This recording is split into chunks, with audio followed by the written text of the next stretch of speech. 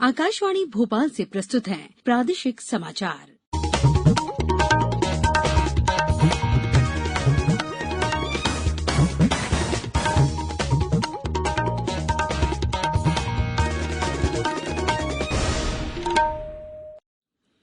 नमस्कार, समाचारों के साथ मैं पूर्वा त्रिवेदी।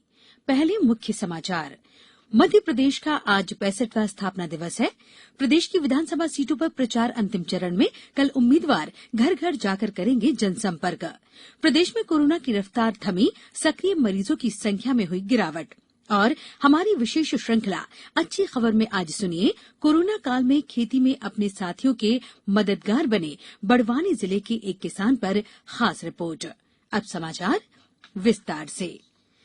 मध्य प्रदेश आज अपना 65वां स्थापना दिवस मना रहा है। सन 1956 में राज्यों के पुनर्गठन के फलस्वरूप 1 नवंबर 1956 को नया राज्य मध्य प्रदेश अस्तित्व में आया। इस राज्य का निर्माण तत्कालीन सीपी एंड बरार, मध्य भारत, विंध्य प्रदेश और भोपाल राज्य को मिलाकर हुआ था। मध्य प्रदेश राज्य बनने के एक दिन पहले 31 अक्टूबर की रात्रि 12 बजे मध्य प्रदेश के पहले राज्यपाल डॉक्टर पट्टाभी सीतारमैया बनाए गए। वहीं पहले मुख्यमंत्री के रूप में पंडित रविशंकर शुक्ल ने शपथ ली थी, जबकि पंडित कुंजीलाल दुबे को मध्य प्रदेश विधानसभा का पहला अध्यक्ष बनने का गौरव प्राप्त हुआ। मध्य प्रदेश की राजधानी भोपाल को बनाया गया। राजधानी बनने की दौड़ में जबलपुर और इंदौर के नाम भी शामिल थे। गठन के समय मध्य प्रदेश में कुल 43 जिले थे। इस बार कोरोना संक्रमण के चलते मध्य प्रदेश की स्थापना दिवस पर कोई बड़ा कार्यक्रम नहीं किया जा रहा है, लेकिन स्थापना दिवस पर राजधानी भोपाल सहित प्रदेश भर के शासकीय भवनों पर रंग बिरंगी विद्युत रोशनी की गई है। मुख्यमंत्री शिवराज सिंह चौहान ने मध्य प्रदेश स्थापना दिवस 1 नवंबर के अवसर पर प्रदेश के नागरिकों को बधाई दी है। आकाशवाणी भोपाल ने कल अपना 65वां स्थापना दिवस मनाया। आकाशवाणी भोपाल की स्थापना मध्य प्रदेश की स्थापना 1 नवंबर 1956 से ठीक एक दिन पहले 31 अक्टूबर 1956 को बड़े तालाब के किनारे कशाना बिल्डिंग नाम के एक छोटे से भवन से हुई थी।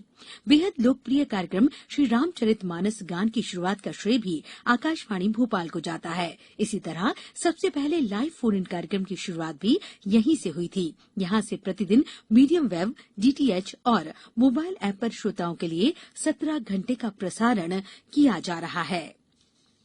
प्रदेश में 28 सीटों पर हो रहे विधानसभा उपचुनाव में प्रचार का अंतिम चरण में है। भाजपा और कांग्रेस ने प्रचार के अंतिम चरण में अपना पूरा जोर लगा दिया है। उपचुनाव में नेता और प्रत्याशी को चुनाव रैली और सभा करने के लिए प्रचार के लिए अंतिम दिन 1 घंटे का अतिरिक्त समय मिलेगा। वहीं 3 नवंबर को मतदाता सुबह 7 बजे से शाम 6 बजे मतदान कर सकेंगे।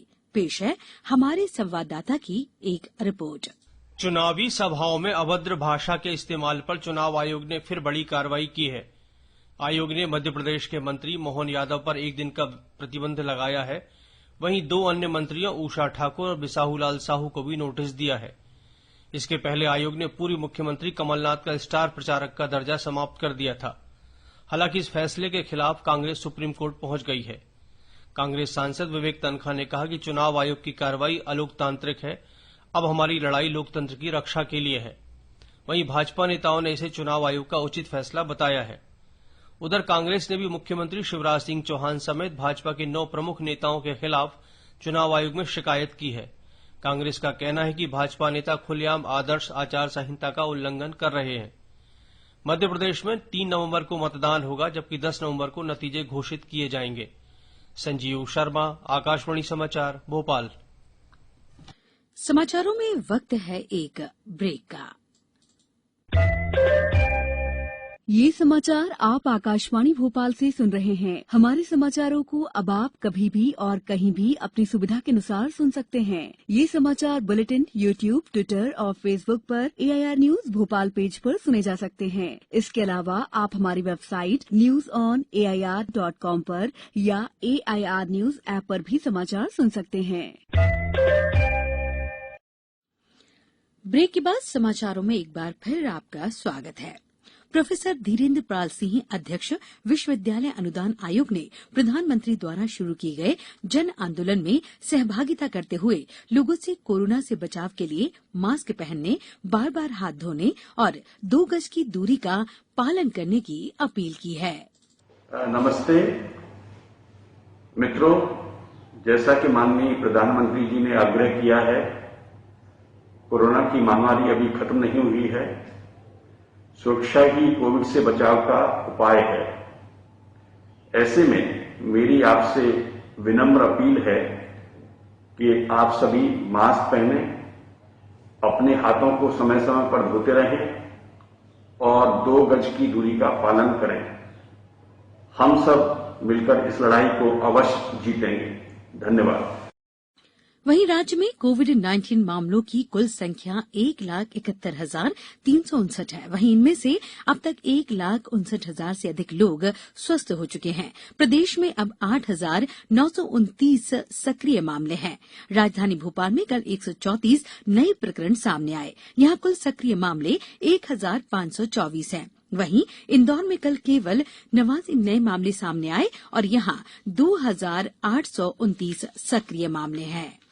हमारी विशेष श्रृंखला अच्छी खबर के 69वें अंक में आज प्रादेशिक समाचारों में आप सुनेंगे, बड़वानी में कोरोना काल में खेती में अपने साथियों की मददगार बने एक आत्मनिर्भर किसान पर खास रिपोर्ट।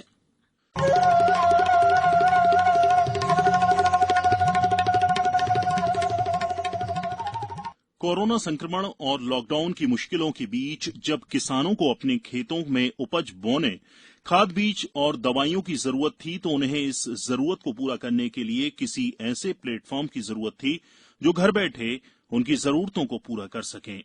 इस दौर में किसानों की इस जरूरत को समझा बड़वानी के किसान उद्यमी अतुल पाटीदार ने। अतुल ने बड़वानी में शुरू किए गए ई प्लेटफॉर्म पर बड़वानी के साथ साथ समीप के जिलों जैसे खरगोन, धार, झाबुआ के हजारों किसानों को डिजिटल माध्यम से सभी सामग्री उपलब्ध करवाई।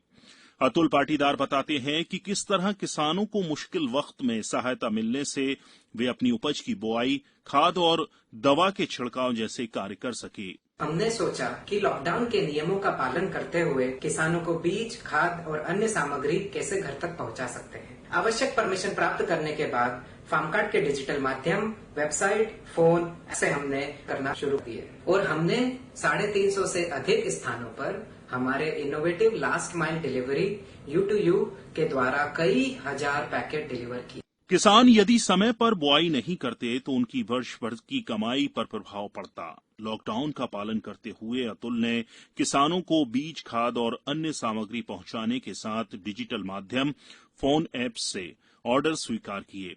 अतुल के ऑनलाइन प्लेटफॉर्म पर 1,100 से ज्यादा स्थानों से कई हजार लोग जुड़ चुके हैं। किसान बलराम, किशन और सोहन मुकाती बताते हैं कि इस सुविधाजनक माध्यम का प्रयोग कर किसान काफी खुश हैं। तो रेट कंपेयर हो जाता है, वो यहाँ पहुंचकर परचेस करे या फार्म कार्ड को ऑर्डर देके परचेस करे या न करे, उन्हें रेट कंपेयर होता है तो कहीं से भी वो सही रेट में परचेस कर सकते हैं। हर कंपनी की दवाइयाँ, सब ओरिजिनल कंपनियों की दवाइयाँ मिलती है।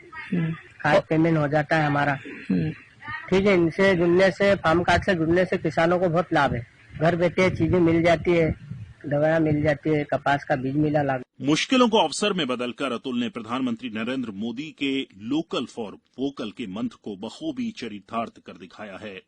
अतुल जैसे युवा आत्मनिर्भर भारत बनाने के लिए अन्य किसानों और उद्यमियों के लिए किसी प्रेरणा से कम नहीं है। बड़वानी से शिवपाल सिसोदिया के साथ पूजा पी वर्धन, आकाशवाणी समाचार, भोपाल।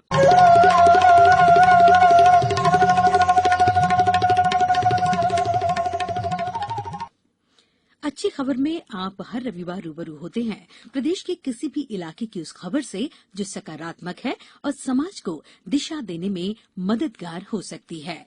अब कुछ समाचार संक्षेप में।